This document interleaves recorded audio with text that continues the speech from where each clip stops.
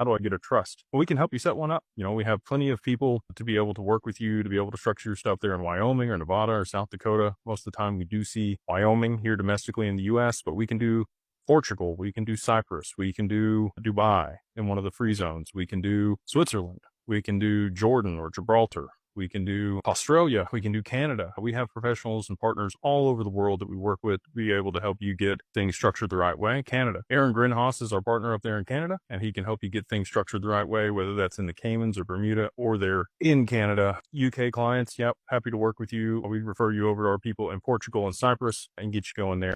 We do provide LLCs for people that want to position themselves in the right spot prior to price appreciation. If you got north of $50,000 to $80,000 invested in digital assets, I would highly recommend that you do go ahead and set up an LLC. If you're able to mitigate taxes, you have the full breadth of the tax code to do that.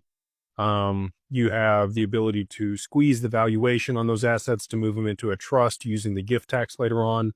You have the ability to set up PPLI. So private placement life insurance is a fantastic vehicle for wealth preservation and the ability to pass those assets on to the next generation with no estate tax and no gift tax and no probate. Once you have your assets in an LLC, you can move those into an insurance policy.